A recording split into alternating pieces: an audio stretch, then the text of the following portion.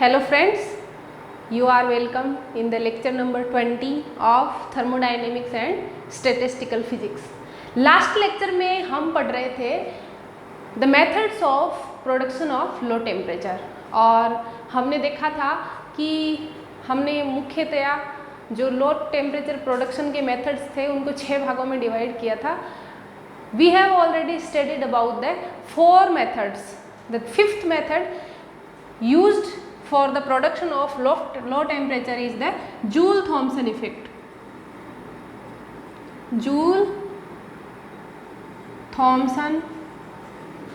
effect और Joule-Thomson effect की principal, language और एक्सपेरिमेंटल सेटअप कैसा था ये सब हम पहले ही पढ़ चुके हैं. अलग से हमने जूल-थॉमसन इफेक्ट को स्टडी किया है और हम जानते हैं कि जूल-थॉमसन इफेक्ट में एंथैल्पी कांस्टेंट रहती है. जो भी सिस्टम हमने लिया है उसकी एंथैल्पी कांस्टेंट रहती है. अगर हम वहाँ से शुरुआत करते हैं तो हम यहाँ पे लिखते हैं we know that enthalpy remains constant in Joule-Thomson effect. Joule-Thomson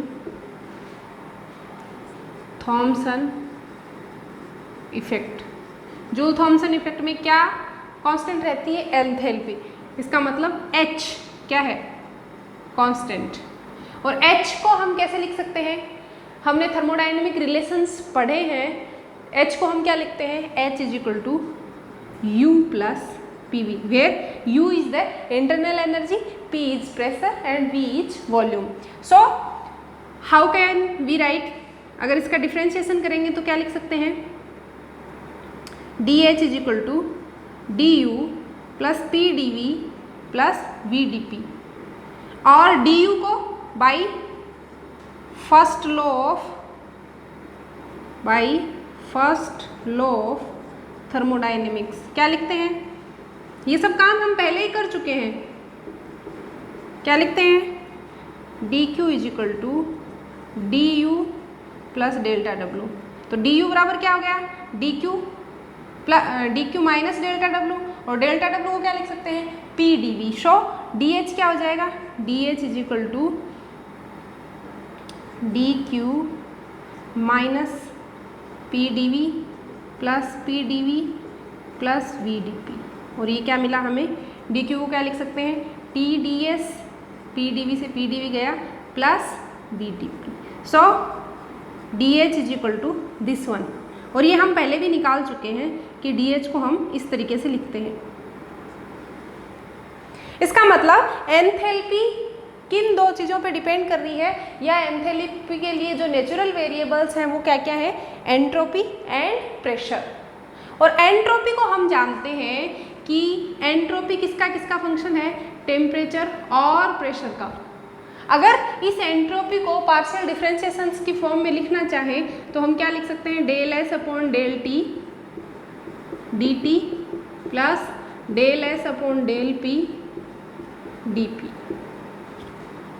इसको हम इस तरीके से लिख सकते हैं. इसको हम इक्वेशन नंबर 1 देते हैं और इसको इक्वेशन नंबर 2. इक्वेशन 1 और 2 का यूज करते हुए अगर इक्वेशन 1 में ds की वैल्यू यहाँ पर पुट करें तो हमें क्या मिलेगा? देखते हैं आगे. इसको डिराइव करते हैं. अगर दूसरी इक्वेशन से ds की वैल्यू पहली इक्वेशन में रख दी जाए तो हमें dh की वैल्यू ये मिलती है. इस इक्वेशन में हम देख रहे हैं कि लेफ्ट हैंड साइड में सिर्फ dh है और इस साइड में ये 3 टर्म है. चूँकि जूल-थॉमसन इफेक्ट में एंथैल्पी क्या रहती है? कांस्टेंट रहती है. इसलिए एंथैल्पी में परिवर्तन कितना आएगा? 0. So left hand side of this equation will be 0 और 0. राइट हैंड साइड के लिए हम देख सकते हैं कि पहला टर्म क्या है? t del S upon del T P. अगर इस टर्म में t को हम अंदर ले लेते हैं तो ये होगा t del S upon del T P. Constant pressure पर टी डी एस को क्या लिखते हैं? Del Q. और del Q by del T constant pressure पर ली गई ऊष्मा क्या कहलाती है? Cp. ये क्या कहलाता है? Cp. So we can write del Q upon del T at constant pressure को क्या लिख सकते हैं? Cp. और यहाँ पे जो लिखा हुआ है del S upon del P at constant temperature, Maxwell की फोर्थ समीकरण अगर आपको याद हो तो मैक्सवेल की फोर्थ समीकरण से हम इसको वॉल्यूम और टेम्परेचर वाले टर्म में चेंज कर सकते हैं। मैक्सवेल की फोर्थ समीकरण क्या कहती है, del H upon del P T is equal to minus del V upon del T P. अगर ये दोनों टर्म यहाँ से हम इक्वेशन थर्ड में रख देते हैं, इसको नाम दे देते हैं फोर्थ और इसको नाम दे देते हैं फिफ्थ। अगर 4 और 5 से इनकी वैल्यू दोनों की इसमें रखते हैं तो हमें जो इक्वेशन मिलती है वो कुछ इस प्रकार मिलती है, left hand side 0 Cp dt plus T और वहाँ पर एक बाहर माइनस है, minus del V upon del T P dP plus V dP। ये इक्वेशन हमें मिलती है और इस इक्वेशन में हमें dt बाई dP निकालना है। एक्चुअली जूल थॉमसन एक्सपेंशन में हम क्या कर रहे हैं, प्रेशर चेंज कर रहे हैं और देखना चाहते हैं कि टेम्परेचर में कितना परिवर्तन आता है, जबकि एंथैल्पी क्या है, कांस्टेंट है। हमने गैस को हाई प्रेशर पे कंप्रेशर के थ्रू अंदर डाला सिस्टम में और लो प्रेशर पर उसको बाहर निकलने दे रहे हैं, एक्सपांड होने दे रहे हैं। So and we want to see the what is the changes in temperature with respect to pressure at constant enthalpy. This is the principle of Joule Thomson effect. और ये जो this change of temperature with respect to pressure which we are taking at constant enthalpy is known as Joule-Thomson coefficient। और उसको हम कैसे निकाल सकते हैं, dt यहाँ पे है, dp यहाँ पे है। हम ऐसा करते हैं, इस इक्वेशन को ऐसे लिखते हैं, minus Cp dt is equal to, यहाँ पर पहले से ही माइनस है तो minus T del V upon del T P dP plus V dP। हमें क्या निकालना है, del T by del P. Del P का पूरी इक्वेशन में भाग देते हैं तो हमें क्या मिलेगा, del T by del P. चूंकि ये सारा का सारा प्रोसेस किस पे हो रहा है, कांस्टेंट एंथैल्पी पे, तो हम यहाँ एंथैल्पी को बाहर निकाल सकते हैं, माइनस Cp को उस साइड ले जाते हैं तो T upon Cp del V upon del T P plus V। इसको थोड़ा सा सिंप्लीफाई कर लेते हैं, सो हमें एक फॉर्म मिलेगी। इसको थोड़ा सा सिंप्लीफाई करके लिख लेते हैं,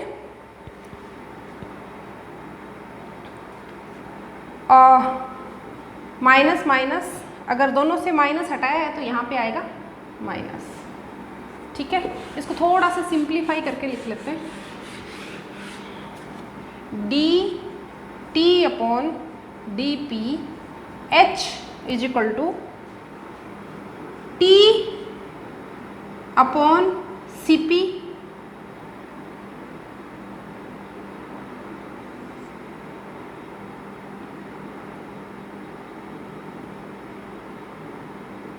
one upon Cp T del V upon del T P minus V। This delta T by delta P at constant enthalpy is known as Joule-Thomson coefficient। और यहाँ पर जो टेम्परेचर में प्रेशर के रेस्पेक्ट में जो परिवर्तन जो आ रहा है कांस्टेंट एंथैल्पी पर, उसको हम बोलते हैं जूल थॉमसन कोफिशिएंट और उसका सिंबल है mu H, H for enthalpy. तो ये हमें मिलता है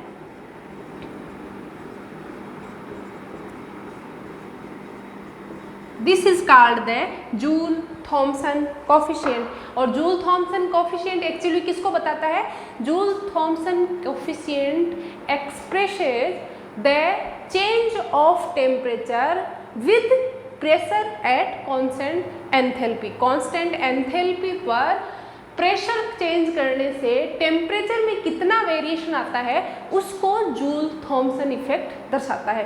अब हम देखते हैं कि जूल थॉमसन कोफिशिएंट की वैल्यू रियल और आइडियल गैसेस के लिए क्या आती है। तो पहले लेते हैं first of all for ideal gases.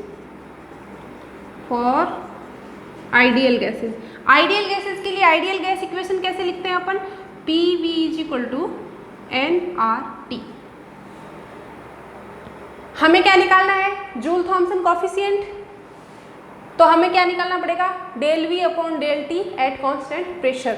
इस इक्वेशन को टेम्परेचर के रेस्पेक्ट में डिफ्रेंशिएट करते हैं, प्रेशर को कांस्टेंट रखेंगे। अगर इस साइड में देखते हैं तो P del V upon del T, pressure को कांस्टेंट, N कांस्टेंट है, R कांस्टेंट है, और टेम्परेचर का टेम्परेचर के रेस्पेक्ट में डिफ्रेंशिएशन करेंगे तो 1 मिलेगा। तो ये हमें क्या मिल गया? Del V upon del T P is equal to NR upon P। ये इक्वेशन 6 में रखने पर del V upon del T P की वैल्यू इक्वेशन 7 से 6 में रखने पर हमें कोफिशिएंट क्या मिलेगा? Mu H is equal to 1 upon CP T, और इसकी वैल्यू कितनी है? NRP minus V। और यहाँ से देखिए आइडियल गैस इक्वेशन से NRT अपॉन P को हम क्या लिख सकते हैं? V, 1 upon CP V minus V, इसका मतलब 0। That means the Joule-Thomson coefficient for ideal gases comes out to be 0. It means when the ideal gases are expanded through Joule-Thomson effect, they doesn't show any cooling or heating effect. अगर ideal गैसों को joule-Thompson effect के दौरान किसी wall से expand होने देते हैं तो वो किसी तरीके का कोई प्रभाव नहीं दिखाती हैं। इसका क्या मतलब है? इसका मतलब है कि ना तो वो ठंडी होती हैं और ना ही गर्म होती हैं। ऐसा क्यों? और हम बड़ी आसानी से सोच सकते हैं, आप लोग सोचिए ऐसा क्यों? एक्चुअली गैसेस ठंडी हो किस वजह से रही थी? जब वो वॉल से बाहर निकल रही थी, they were expanding and they have to do work against the external pressure. अब चूंकि आइडियल गैसेज हमने ली है और आइडियल गैसेज अगर एक्सपांड होती हैं उनके बीच में इंटर एटॉमिक या इंटरमोलिकुलर इंटरेक्शन होती ही नहीं है, सो उनका इंटरनल एनर्जी कम होने का कोई कारण ही नहीं है। अगर इंटरनल एनर्जी कम नहीं होगी then the gases will not show any type of cooling effect और इंटरेक्शन नहीं है, इसका मतलब हीटिंग भी नहीं होगी। इसलिए जूल-थॉमसन कोफिशिएंट की वैल्यू म्यू एच की वैल्यू आइडियल गैसेज के लिए 0 आती है और ideal gases does not show Joule Thomson effect. वो या ये कह सकते हैं कि जूल-थॉमसन इफेक्ट के दौरान आइडियल गैसेज टेम्परेचर में किसी तरीके का कोई परिवर्तन नहीं दिखाती है। अगला आप देखते हैं रियल गैसेज के लिए। अब देखते हैं रियल गैसेज के लिए जूल-थॉमसन कोफिशिएंट कैसे आता है। सो रियल गैसेज के लिए गैस इक्वेशन कैसे लिखते हैं? वान डर वाल्स ने बताई थी रियल गैसों के लिए कि गैस इक्वेशन कैसे लिखेंगे। That was like this, P plus A upon V square V minus B is equal to RT, जिसको हम क्या बोलते हैं? वी कॉल इट वान डर वाल्स इक्वेशन। अब हमें तो क्या चाहिए? जूल-थॉमसन कोफिशिएंट निकालना है। जूल-थॉमसन कोफिशिएंट निकालना है, इसका मतलब हमें जूल-थॉमसन कोफिशिएंट के फॉर्मूले में जो del V upon del T at constant P था वो चाहिए। इसका मतलब इस इक्वेशन को कांस्टेंट प्रेशर पर टेम्परेचर के साथ डिफ्रेंशिएट करते हैं। इस इक्वेशन को कांस्टेंट प्रेशर कांस्टेंट है और टेम्परेचर के साथ डिफ्रेंशिएट कर रहे हैं। यहाँ पे 2 टर्म है, पहले इस टर्म का डिफ्रेंशिएशन करते हैं, इसको कांस्टेंट रखेंगे, फिर इसको कांस्टेंट रखेंगे, इसका डिफ्रेंशिएशन करेंगे। सो पहले इसका डिफ्रेंशिएशन कर रहे हैं, याद क्या रखना है? प्रेशर कांस्टेंट है। इसका कर रहे हैं प्रेशर कांस्टेंट है, इसका मतलब पहला टर्म तो डिफ्रेंशिएशन में 0, सेकेंड टर्म वॉल्यूम के रेस्पेक्ट में, वॉल्यूम के साथ टेम्परेचर के रेस्पेक्ट में डिफ्रेंशिएशन कर रहे हैं, तो ये कितना मिल गया? इतना। और V माइनस बी को हमने एज इट इज रख दिया। दूसरी बार इस पहले टर्म को एज इट इज रखा और V माइनस बी का टेम्परेचर के रेस्पेक्ट में डिफ्रेंशिएशन किया। B यहाँ पर क्या है? कांस्टेंट है, उसका डिफ्रेंशिएशन कितना आएगा? 0, और del V by del T at P साथ में आ गया इज इक्वल टू R। और यहाँ पर इस इक्वेशन को हमने 1 मोल के लिए कंसिडर कर लिया। इस इक्वेशन को थोड़ा सा सिंप्लीफाई करके del V upon del T P जो दोनों टर्म में है उसको बाहर ले लिया बाकी सारे टर्म एक साथ कर लिए और इसको लेफ्ट हैंड साइड में रखते हुए बाकी सभी को किधर ले गए, राइट हैंड साइड में ले गए। अब ऐसा करते हैं, इसको जो ये क्वांटिटी है इसको ऊपर ले जाते हैं, तो ये क्या होगा v minus B 1 minus 2a upon R T v minus B का स्क्वायर अपॉन v क्यूब की पावर माइनस n और 1 प्लस x की पावर n। इसका बाइनोमियल एक्सपेंशन कैसे करते हैं, 1 प्लस एन एक्स, सभी को आप लोगों को आता ही होगा। तो पहले दो टर्म हम यहाँ पे कंसीडर कर रहे हैं 1 प्लस एन एक्स वाले, तो v minus B as it is, इसका बाइनोमियल एक्सपांसन किया तो हमें क्या मिलेगा, 1 प्लस एन एक्स, एन ये रहा, x ये रहा और n ये रहा, तो माइनस माइनस क्या हो जाएगा प्लस और पूरा term as it is v minus B का स्क्वायर अपॉन v क्यूब। इसको अंदर मल्टीप्लाई करते हैं, कितना मिलेगा, 1 से मल्टीप्लाई किया तो v माइनस बी प्लस इससे मल्टीप्लाई किया तो क्या मिलेगा 2a अपॉन आर टी, ऊपर मिलेगा v माइनस बी की होल क्यूब और नीचे v क्यूब। अब सिंस हमें पता है कि हम जानते हैं since v is greater than b, इसका मतलब v अपॉन b, इसका मतलब ग्रेटर देन 1। इसका मतलब है कि v जब b से बहुत बड़ा है तो v माइनस बी का होल स्क्वायर में से अपन b को छोड़ सकते हैं। b को जैसे ही छोड़ेंगे तो यहाँ पे क्या मिलेगा, v क्यूब से v क्यूब कैंसिल, तो हमें ये आंसर क्या मिलेगा, इसका मतलब हमें मिलेगा t del v upon del T p is equal to मिलेगा v minus B plus 2a upon R T. ये तो वो टर्म मिला है जो जूल थॉमसन कोफिशिएंट के फॉर्मूले में आता है। अब जूल थॉमसन कोफिशिएंट का फॉर्मूला क्या था, mu H is equal to 1 upon C P T, साथ में टर्म कौन सा आ रहा था, del V upon del T constant pressure minus V. इस जूल थॉमसन कोफिशिएंट के फॉर्मूले में T del V upon del T P जो हमने रियल गैसेज के लिए निकाला है उसकी वैल्यू यहाँ पे रखेंगे तो हमें कितना मिलेगा, 1 upon C P V minus B plus 2a upon R T minus V, और ये कितना हो गया, 1 upon C P 2a upon R T minus b. This is the Joule-Thomson coefficient for real gases. Real gases के लिए joule Thomson coefficient इतना निकल के आता है। यहाँ पर हम देख सकते हैं कि जो जूल थॉमसन कोफिशिएंट हमने रियल गैसेज के लिए कितना निकाला है, 1 upon C P 2a upon R T minus B. इसके लिए 3 कंडीशंस पॉसिबल है। पहली कंडीशन है अगर 2a अपॉन आर टी की वैल्यू b से ज़्यादा है, इसका मतलब ये वाला जो टर्म है ये बड़ा होगा, ये छोटा होगा, इसका मतलब म्यू एच क्या निकल के आएगा, पॉजिटिव निकल के आएगा। और जब म्यू एच पॉजिटिव निकल के आएगा इसका मतलब म्यू एच किसको दर्शाता है, प्रेशर के रेस्पेक्ट में टेम्परेचर के चेंज को। अगर इस साइड में पॉजिटिव है तो इस साइड में भी क्या आना चाहिए, पॉजिटिव। इस साइड में पॉजिटिव आना चाहिए, इसका मतलब कि हम जूल थॉमसन इफेक्ट में क्या करते हैं, प्रेशर हायर प्रेशर पे गैस को डालते हैं, लोअर प्रेशर पे बाहर निकालते हैं। इसका मतलब प्रेशर को हम क्या कर रहे हैं, कम कर रहे हैं। अगर प्रेशर कम करेंगे इसका मतलब ये नीचे वाला साइन क्या आएगा, नेगेटिव। और चूंकि ओवरऑल साइन हमें क्या चाहिए, पॉजिटिव, क्योंकि इस साइड का साइन पॉजिटिव है और इस साइड बीच में इक्वल का निशान लगा हुआ है, इसका मतलब इस साइड का साइन भी पॉजिटिव होना चाहिए, लेकिन नीचे वाला नेगेटिव है, इसका मतलब ऊपर वाला डेल्टा टी भी क्या आएगा, नेगेटिव आएगा। इसका मतलब अगर इस कंडीशन में जूल थॉमसन प्रोसेस से किसी गैस को गुजारेंगे तो डेफिनेटली वो क्या करेगी, अपना टेम्परेचर कम करेगी, means the gas will show the cooling effect. अगर दूसरी कंडीशन है कि 2a upon R T B से कम है तो इस स्थिति में क्या होगा, म्यू एच नेगेटिव आएगा और हम जूल थॉमसन प्रोसेस में प्रेशर कम कर रहे हैं, यहाँ पे नेगेटिव आएगा तो साइन पहले ही इक्वल हो चुका है, इसका मतलब डेल्टा टी क्या आएगा, पॉजिटिव आना चाहिए। इसका मतलब अगर इस स्थिति में जूल थॉमसन प्रोसेस से किसी गैस को गुजारेंगे तो गैस हमें क्या देगी, हीटिंग इफेक्ट देगी।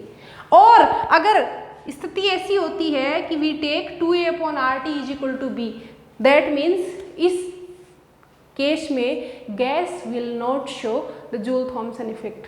और ये टेम्परेचर क्या कहलाता है, this temperature is known as the inversion temperature, Hindi में बोलते हैं व्युत्क्रमण ताप। क्यों? क्योंकि इस ताप से कम ताप पर, इस ताप से कम ताप पर गैस क्या शो करती है, गैस शो करती है कूलिंग इफेक्ट। और इस टेम्परेचर से अधिक टेम्परेचर पर अगर कोई गैस है then the gas show heating effect. और नॉर्मली अगर हम सभी गैसों की स्टडी करें तो एट नॉर्मल टेम्परेचर्स, मतलब रूम टेम्परेचर्स पर लगभग सभी गैसेज शीतलन प्रभाव दिखाती हैं, कूलिंग इफेक्ट शो करती हैं। It means normally all the gases have it's inversion temperature higher than the room temperature, but there are two gases, helium and hydrogen, which have very low inversion temperatures. So at normal temperatures means at room temperature, when we take them through the Joule Thomson process they show heating effect. और हमने जब joule Thomson effect पहले पढ़ा था तो हमने उनके व्युत्क्रमण ताप लिखे भी थे, they are somehow in the -°C। So room temperature पर हाइड्रोजन और हीलियम को छोड़कर सभी गैसें शीतलन इफेक्ट दिखाती हैं और सिर्फ हाइड्रोजन और हीलियम हीटिंग इफेक्ट दिखाती हैं। जो लास्ट प्रोसेस है लो टेम्परेचर्स प्रोड्यूस करने की, that is regenerative cooling, Hindi में जिसको बोलते हैं पुनर्निवेशी शीतलन। सो पुनर्निवेशी शीतलन की जरूरत क्यों पड़ी? एक्चुअली हम सारी की सारी कूलिंग अभी तक किससे कर रहे हैं, जूल थॉमसन इफेक्ट से। जूल थॉमसन प्रोसेस में जो गैस हमने ली है वो किस लेवल तक या किस टेम्परेचर तक कूल होगी, that depends on two things. First कि what is the pressure difference before and after the porous plug. Porous plug से पहले आपने जो गैस कंप्रेस करके डाली है उसका प्रेशर क्या है और किस प्रेशर पर आप उसको एक्सपांड होने दे रहे हैं, उन दोनों प्रेशर के बीच के डिफरेंस पर। एंड सेकंड, किस टेम्परेचर पर आप इनिशियल गैस को पोरस प्लग के अंदर डाल रहे हो। It means Joule Thomson effect में जो टेम्परेचर कम होगा वो किन बातों पर डिपेंड करता है, पोरस प्लग के दोनों तरफ के प्रेशर डिफरेंस पर डिपेंड करता है और दूसरा गैस का इनिशियल टेम्परेचर क्या है, इन दोनों बातों पर डिपेंड करता है कि गैस की कूलिंग कितनी होगी। लोगों ने या साइंटिस्ट ने कोशिश किया कि प्रेशर डिफरेंस को लार्ज लिया और इनिशियल टेम्परेचर को लो लिया और गैस को लिक्विफाई करने की कोशिश की, लेकिन कुछ गैसें बहुत अधिक लार्ज प्रेशर डिफरेंस और बहुत ही कम इनिशियल टेम्परेचर लेने के बाद भी उनको लिक्विफाई करना मुश्किल हो रहा था। So they thought about the regenerative cooling. Regenerative cooling is also based on the Joule Thomson process, लेकिन जूल थॉमसन प्रोसेस को हमें बार बार यूज करना है और जो गैस जूल थॉमसन प्रोसेस के दौरान ठंडी हो जाती है उसका उपयोग आने वाली गैस को ठंडा करने में काम में लेते हैं। यहाँ पर इस प्रकार का सेटअप यहाँ पर दिखाया गया है। हम क्या करते हैं, इस कंप्रेसर के थ्रू हाई प्रेशर पर गैस को यहाँ से इन करवाते हैं। गैस यहाँ से इन करके इस साइड जाती है। चूंकि गैस को जब कंप्रेस किया जाता है तो गैस क्या होगी, गैस को आप कंप्रेस करोगे तो गैस के इंटरमोलिक्यूलर जो डिस्टेंस है उसको आप कम करने की कोशिश करोगे। इसका मतलब गैस कुछ कार्य करेगी और उसकी वजह से हीट जनरेट होगी। उस हीट को कम करने के लिए इस गैस को यहाँ इन स्पाइरल शेप की ट्यूब से गुजारा जाता है और ये स्पाइरल शेप की ट्यूब ठंडे पानी के चेंबर में डूबी हुई है। So the heat evolved by the compression of gas is absorbed here. and the gas comes at the temperature where this cold water is maintaining temperature. This gas goes further in this direction. यहाँ से जाने के बाद this is the nozzle through which this gas expands. ये gas इस nozzle के through क्या होती है, एक्सपांड होती है. हाई प्रेशर पे जो गैस आ रही थी उसे हम लो प्रेशर पर एक्सपांड होने दे रहे हैं. In this expansion gas will work, और ये गैस का कार्य किसकी कॉस्ट पे होगा, इंटरनल एनर्जी की कॉस्ट पे. सो गैस क्या होगी, ठंडी होगी. और ये ठंडी गैस, चूंकि गैस अभी इतनी ठंडी भी नहीं हुई है कि ये लिक्विड में चेंज हो जाए. जितनी गैस लिक्विड में चेंज होगी वो तो इस ट्यूब के थ्रू नीचे डेवार फ्लास्क में इकट्ठी हो जाएगी. लेकिन जो गैस अभी इतनी ठंडी नहीं हुई है कि लिक्विड में बदल जाए, वो वापस इस ट्यूब के थ्रू इस रास्ते से होते हुए, यहाँ से होते हुए वापस कंप्रेसर की तरफ जाएगी. और इस प्रोसेस में ये ठंडी गैस जो नोजल से एक्सपांड होने के बाद ठंडी हुई है, वो उस इनिशियल गैस के संपर्क में आएगी और उस इनिशियल गैस को और अधिक ठंडा करेगी. और जब ये और अधिक ठंडी गैस वापस नोजल से एक्सपांड होगी तो ये और अधिक टेम्परेचर कम कर लेगी. सो यहाँ पे एडिशनल क्या है कि ये नोजल से निकली हुई गैस आने वाली गैस को ठंडा करने का काम करती है, और इस गैस को वापस यहाँ से कंप्रेसर में ले जाया जाता है, कंप्रेसर से वापस कंप्रेस किया जाता है, और अगेन ये पूरे होल प्रोसेस के थ्रू गुजरती है.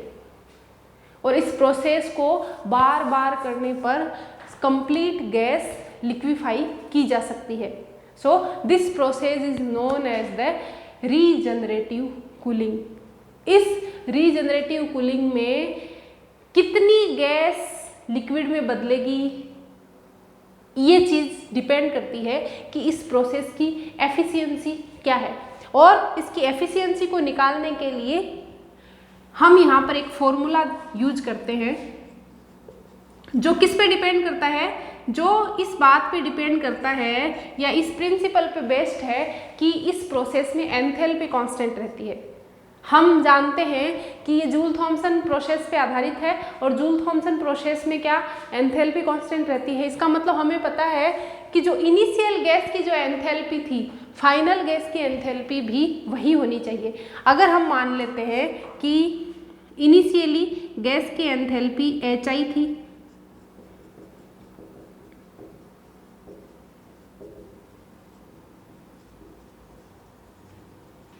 फाइनल जो नोजल में से निकलने के बाद जो ठंडी होकर गैस निकलती है उसकी एंथैल्पी HF मान लेते हैं.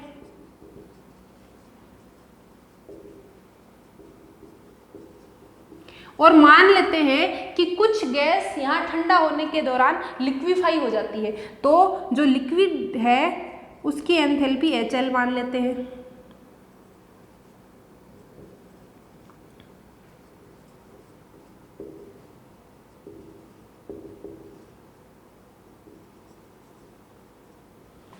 सपोज कीजिए हमने जो इनिशियली गैस ली थी उसका कुछ हिस्सा लिक्विफाई हो जाता है और कुछ गैस वापस कंप्रेसर की तरफ चली जाती है. कुछ हिस्सा जो लिक्विफाई हो जाता है वो हम मान लेते हैं कि X है, amount of gas that has been liquefied. अब चूंकि हमें पता है इस प्रोसेस में एंथैल्पी कांस्टेंट रहती है, इसका मतलब इनिशियल एंथैल्पी कितनी है गैस की, HI. फाइनल एंथैल्पी गैस की कितनी है, HF. लेकिन गैस अब बची कितनी है, अगर टोटल 1 मानते हैं तो X अमाउंट तो क्या हो चुका है, लिक्विफाई हो चुका है. इसका मतलब कितना बचा, 1 - X. गैस अभी इतना ही बचा है. प्लस फाइनल एंथैल्पी में इस लिक्विड की एंथैल्पी भी है. लिक्विड की एंथैल्पी कितनी है, HL, और लिक्विड की अमाउंट कितनी है, X. This is the relation by which we can calculate the enthalpy of gas या फिर एंथैल्पी ऑफ लिक्विड या वो हिस्सा जो गैस का लिक्विफाई हो चुका है उसकी मात्रा हम यहाँ से निकाल सकते हैं, और जितनी मात्रा लिक्विफाई हो चुकी है उसको यूज करते हुए इस प्रोसेस की एफिशिएंसी हम निकाल सकते हैं। एक क्वेश्चन यहाँ पर अपने पास है कि जो एंथैल्पी का एफिशिएंसी का फॉर्मूला हमने रीजनरेटिव कूलिंग में निकाला उस पर किस प्रकार का क्वेश्चन आ सकता है, और ये क्वेश्चन कहीं आया हुआ है। सो क्वेश्चन क्या है, the enthalpy of gas before and after Joule Thomson effect is 80 calorie and 120 calorie. मतलब गैस की जो इनिशियल एंथैल्पी है जूल थॉमसन प्रभाव से पहले कितनी है 80 कैलोरी, आफ्टर कितनी है, HF कितना दे रखा है 120 कैलोरी।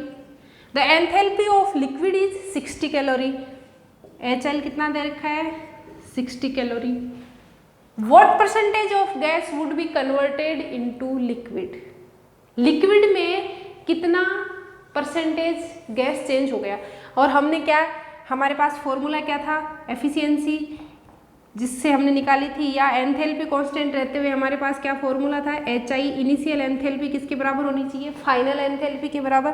फाइनल एंथैल्पी गैस की एंथैल्पी, अगर मान लेते हैं अक्ष अमाउंट गैस जो है वो लिक्विड में चेंज हो गई, तो 1 माइनस अक्ष अभी भी क्या है गैस ही है, उसकी एंथैल्पी कितनी है HF प्लस एक्स अमाउंट जो गैस लिक्विड में चेंज हुई थी वो इनटू उसकी एंथैल्पी। अब हमें सब कुछ दिया हुआ है देखो 80 और सभी कैलोरीज में है तो हमें चेंज करने की जरूरत नहीं है यूनिट।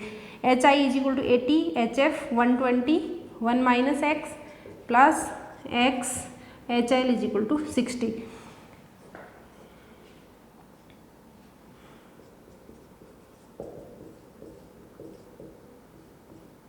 आप इसको सोल्व आउट करके देख लीजिए। एक्स का कितना परसेंट अमाउंट आ रहा है 66.6%। इसका मतलब है कि जो गैस हमने ली थी उसका 66.6% भाग एक बार जूल थॉमसन प्रोसेस से निकलते ही लिक्विफाइड हो गया है, बाकी अभी भी क्या है गैस फॉर्म में है, जिसे हमें बार बार रीजनरेटिव कूलिंग यूज करके लिक्विफाई करना पड़ेगा। So these were all the methods of production of low temperature जिनके द्वारा हम गैसों को लिक्विफाई कर रहे थे। आज के लिए इतना ही, धन्यवाद।